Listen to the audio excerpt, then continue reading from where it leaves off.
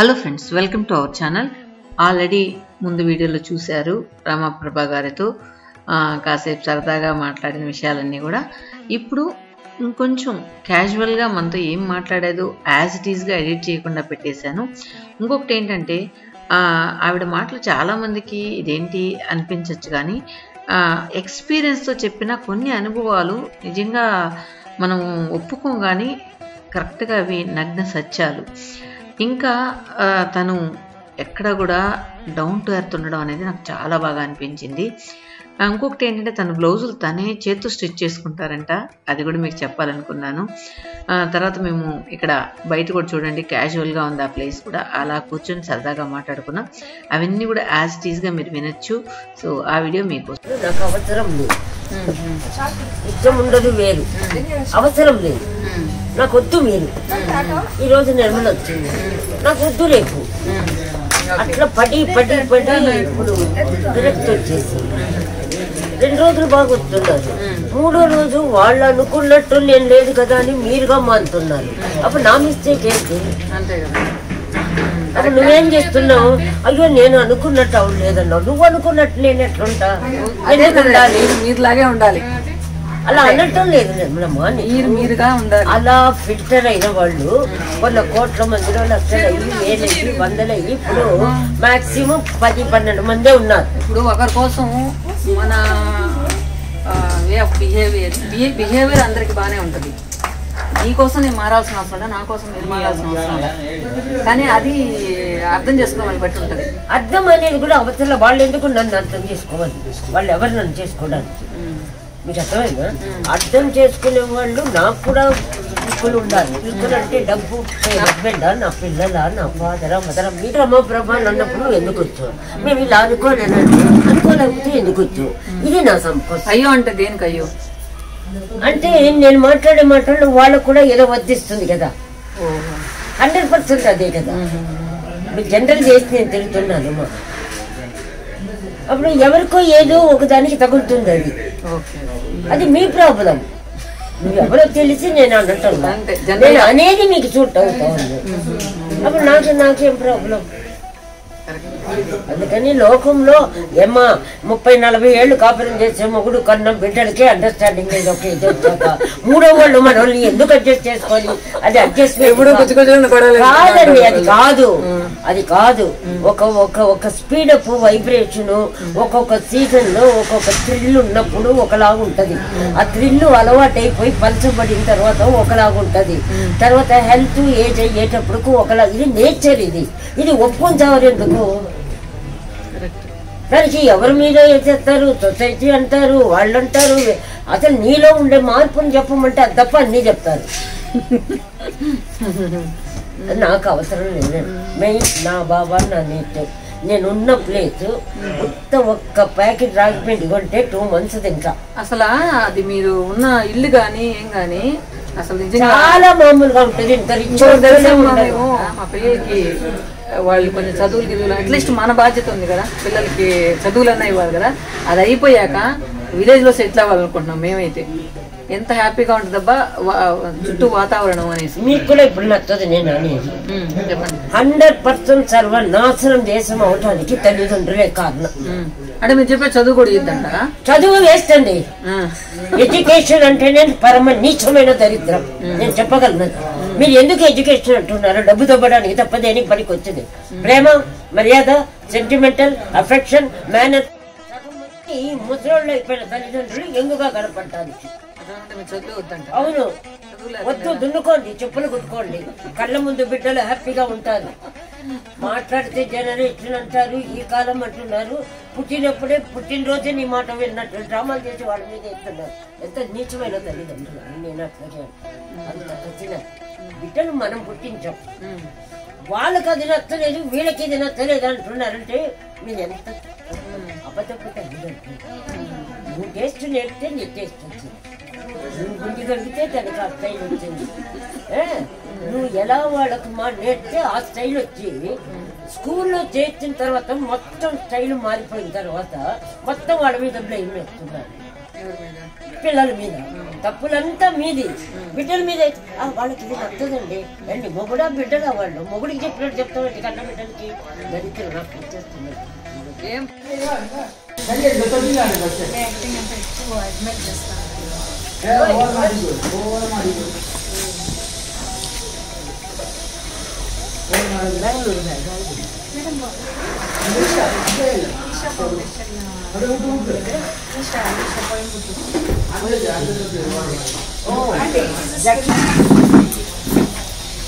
పాప ఏం చేస్తుంది? మన కోచింగ్ చేర్పించాము విజయవాడలో. పుట్టి పెరిగింది నెల్లూరు. నెల్లూరు పక్కన. ఇప్పుడు ఎన్నేళ్ళు ఇక్కడికి వచ్చా? నెలలమ్మా. నెలలు అంటే నాకు తెలిసి ఒక 2 నెలలు అట్లా ఏండొచ్చు, 2-3 నెలలు ఏండొచ్చాము. అంటే మొన్న వచ్చి 2-2 డేస్ ఉన్నాను అక్కడ అన్నాడు. పెట్టినప్పుడు అది ఏజ్ అంత ఏం తెలియదు. మనోళ్ళకి చేసే ఇంకా ఉంది కదా. और थोड़ा डालो, हमको थोड़ा रखो, सबको दे दो, खान दे। प्लेट को ब्रेक कर दो, प्लेट को फुटा दो नीचे डाल के.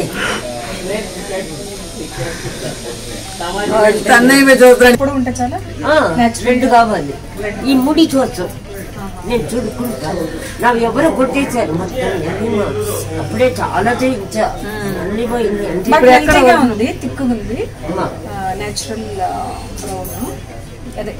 అన్ని దిక్కు కూడా ఉందా?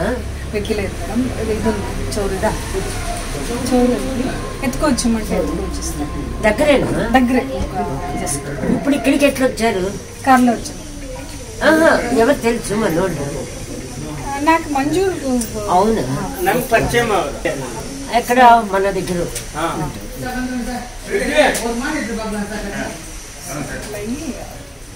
పాపం చిన్న ప్రొడ్యూసర్, చాలా పాతను, అందుకనే అన్ని అడ్జస్ట్ చేసుకుంటాను. అంటే అయినా నేను మామూలుగా చేస్తాను. మా వాళ్ళందరికీ మామూలుగా ఉంటా. కావాలి, ఇది కావాలి, అన్ని వాళ్ళే చెయ్యాలి. నేనేం అడగదు. మంచిగా లేకపోతే పోయి ఎల్లుండి వెళ్ళాలి. ప్రొడ్యూసర్ వాళ్ళు అప్పుడే అర్జెంట్ మాకు. అందుకనే నాది కూడా ఉంది దాంట్లో. నేను ప్యూలో ఉన్నప్పుడు కట్ చేసి పెట్టాను. అయినా విగ్గు చేసేవాళ్ళు కూడా లేదు. అసలు ఎక్కడ ఒరిజినల్ దొరుకుతుంది? నేను మనోరమ్మ అని అట్లీస్ట్ ఒకసారి కొనుక్కున్నాను. ముళ్ళపంది ఇంటికి.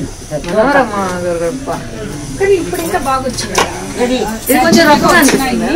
ఇది చిక్కుపడదు. ఒరిజినల్ ఎంటికలు మా ముళ్ళపంది అంటారు కదా తెలుగులో. పైలాలా అంటే ముళ్ళు వస్తాయి, దాన్ని తోక ఇది.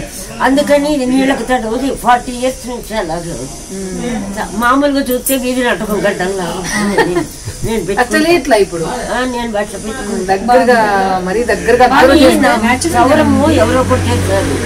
బరువుగా ఉంది, తలనొప్పిగా ఉంది. చాలా మంచి సౌరాలన్నీ కొట్టేసారు. ఇది తేలిగ్గా ఉంటుందా? ఇది తేలిగ్గా ఉంది, ఇది బరువు. వెనకాల ఒరిజినల్ సవరం బరువు ఎప్పుడు సింథటికే కదా. కానీ మరీ బ్లాక్ గా కాదు. మీ షూటింగ్స్ కే కదా వేసుకుంటారు సవరం, ఇంట్లో మామూలుగా వేసుకోవాలి. నాది బాగుంది కదా. బాగున్నారా మేడం?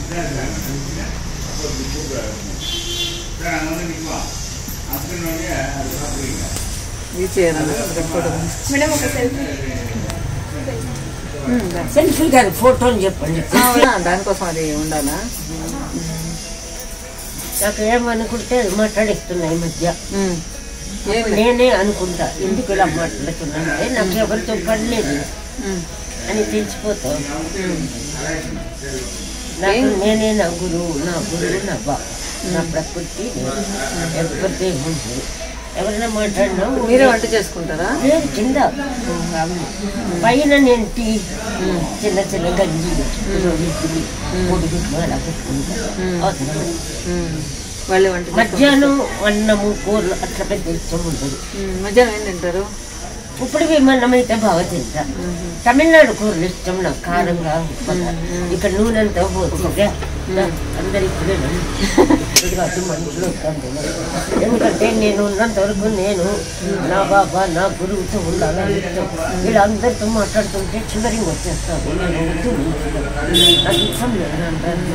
ఏదన్నా బుక్స్ చదువుకుంటా ఉంటారా? నేను చాలా ఎక్కువ చదువుతాను. నేను స్కూల్లో చదువుకోలేదు. మా గురువు గారు బుక్ తక్కువే చదువు. చాలా మామూలుగా ఉంటాయి అది ఇప్పుడు మనం మాట్లాడుతున్నట్టు మా గురువు. టీవీలు తలనొప్పి వచ్చేసిందా? నచ్చదండి నాకు.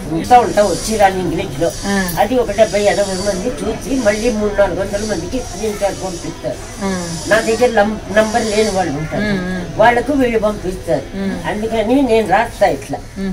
ఇక్కడ ఏముంది సమయానికి చేసిన సహాయం ఎంత అల్పమైన దాని విలువ అనంతం. దానికి నేను ఇట్లా రాస్తా. ఇంక నాకు ఇంగ్లీష్ వచ్చేమో చదవాలి. మంచి కొటేషన్ కదా. కొటేషన్ రిప్లై ఇదా? నేను ఎప్పుడు అలా పెడతా ఉంటాను. రోజు 30. ఆ కొటేషన్ రిప్లై ఎంత? షార్ట్ అట్లా చదువుతా, అట్లా రాస్తా. అది ఇంతమంది చూస్తారు. సారీ ఎట్లా షూటింగ్ చూస్తాను రా అంటున్నా. అయ్యి చెప్తున్నా నాకు ఊచి కూడా కరెక్ట్గా సరిపోతుంది రెండింటికి. ఇక్కడే కొన్నా బెంగళూరులో అప్పుడు ఎప్పుడు 100 రూపాయలు. మళ్ళీ కొన్నా వైరు కట్ అవుతుంది అన్నమాట. అదింటే వైరు కట్ అవుతుంది లోపల. నేను రేపు వెళ్ళిపోతా మదనపల్లి. మా ఇల్లు బాగుంటుంది. చూసా ఇక్కడ అయిపోతుంది. 3 రోజులు అన్నారా? 20 మళ్ళీ నెక్స్ట్ టైం పెట్టుకున్నాం.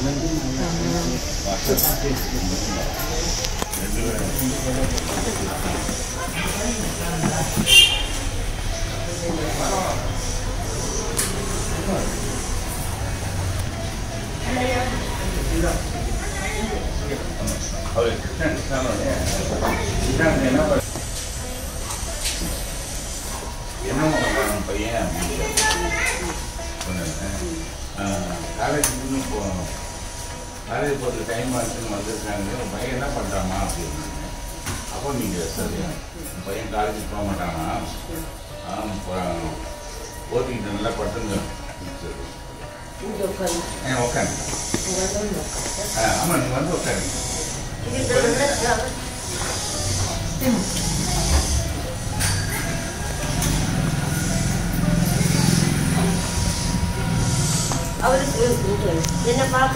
ஆமாம் கிருஷ்ணான்னு சொன்ன அம்மா நீங்களும் வந்து உட்காந்துருங்க. அவங்கள உட்காந்துருக்காரு, நீங்கள் வந்து உட்காருங்க. கிருஷ்ணாக்கு என்னப்பா வச்சிருக்க? ఈవెన్ నేను అక్కడ గమనించాను కదా, షూటింగ్ జరిగే స్పాట్లో కూడా అందరితో సరదాగా అసలే, అంటే ఎవరు కూడా తను ఒక పెద్ద యాక్ట్రెస్ అని ఏది భయపడి అలా పనిచేయట్లేదు అనమాట. సో తనకి ఏది చేసినా అందరూ ప్రేమగా చేస్తున్నారు. తర్వాత మేము చాలాసేపు అక్కడే షూటింగ్ అయ్యేంత వరకు ఉన్నాం. తర్వాత హోటల్కి బయలుదేరాం తనతో. సో హోటల్కి వెళ్ళాక తన కోసం నేను పూరి ఉల్లగడ్డ అడిగారు కదా, సో దాన్ని తీసుకొచ్చాను. తను మాట్లాడుతూ ఉంది. అక్కడ సౌండ్ బ్యాక్గ్రౌండ్ నాయిస్ ఎక్కువ అవుతుంది, అందువల్ల నేను తీసేశాను. కొన్ని ఉడకలేదు అని చెప్తూ ఉంది. నేను హడావుడిగా తీసుకొచ్చాను. ఆవిడ చూడంగానే చెప్పేసింది ఉడకలేదు అని. సో కొన్ని మాత్రం బాగున్నవి మాత్రం తీసుకొని అవి తినమన్నాను. సో ఆయిల్ కొంచెం టిష్యూ పేపర్ తగ్గుతూ ఉందనమాట. నేను అప్పటికప్పుడు హడావుడిగా చేసుకురావడం వల్ల కొంచెం ఆయిల్ కూడా నేను ఇది చేయలేకపోయాను అనమాట. తర్వాత సరదాగా మాట్లాడుకుంటూ చాలా విషయాలు మాట్లాడారు. అందులో కొన్ని మీకు ఉపయోగపడిన క్లిప్పింగ్స్ మాత్రమే యాడ్ చేశాను. సో తన మాటలు ఎలా ఉన్నాయి మనం భోజనం చేసేటప్పుడు చూద్దాం. ఇంతేనా? మూత లాగాలా కదా కుదరతారా?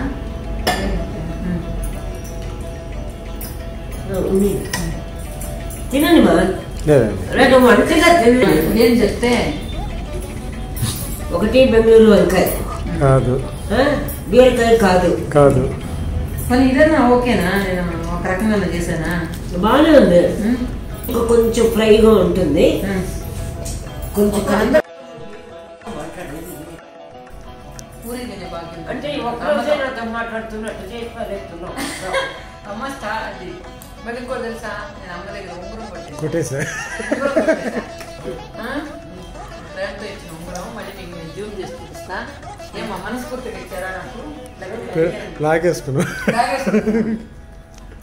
ఎందుకని మాకే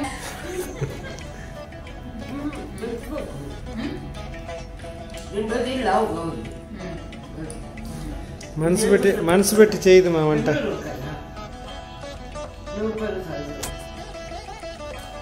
మొత్తానికి ఒక కర్రీ చేసుకుంటున్నా.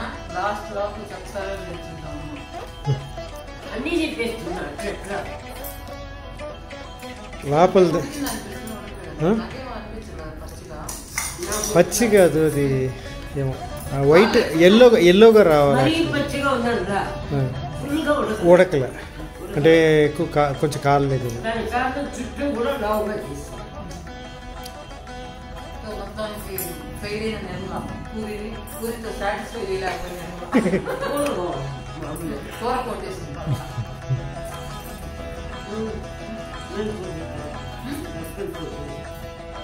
సస్పెన్స్ వద్దు, అదేం చెప్పండి.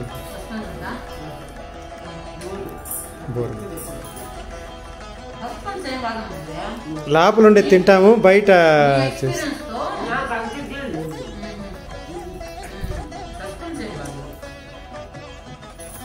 ఓకే ఉన్ని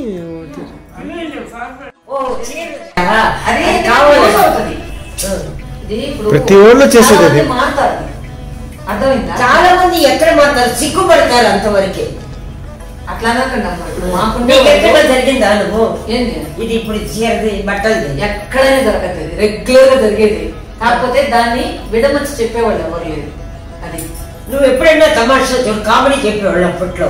ఒక జాకెట్ నువ్వు పెడతావు నాకు, ఒక 6 నెలలు సంవత్సరం తర్వాత ఆ జాకెట్ కుట్ట నీకే వస్తుంది. అంటే మొబైల్ పోస్ట్ లాగా. ఇప్పుడు ఒకటి అనుకుంటే చెన్నైలో కొన్ని వేస్తారు పెట్టుబడి చీరలు అని, ఏంటంటే చూపుగా ఉంటాయి.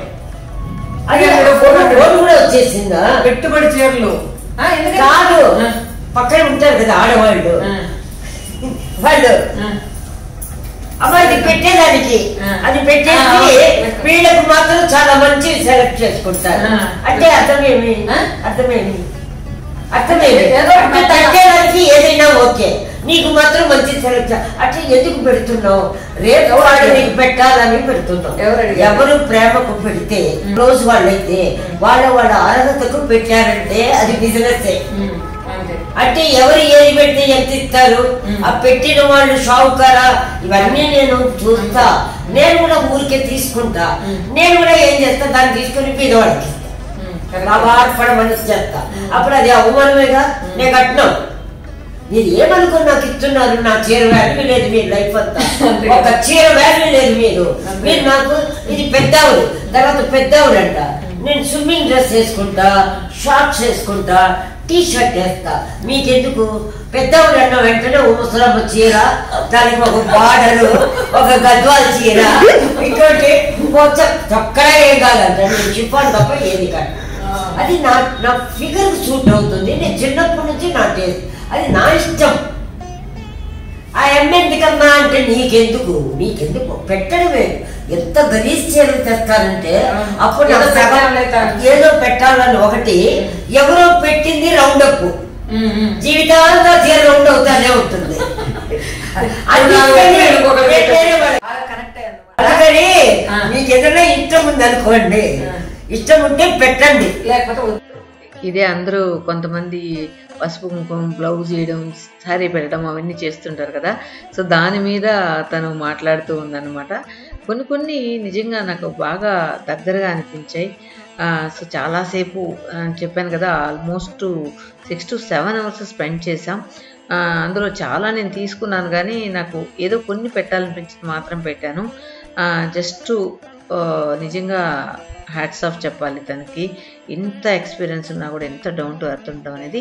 తర్వాత ఈ అవకాశం కల్పించిన కిషోర్ గారికి థ్యాంక్ యూ సో మచ్. ఇంకా పాపం మేము ఆ రోజు నైట్ 9 o'clock వరకు ఉన్నాం.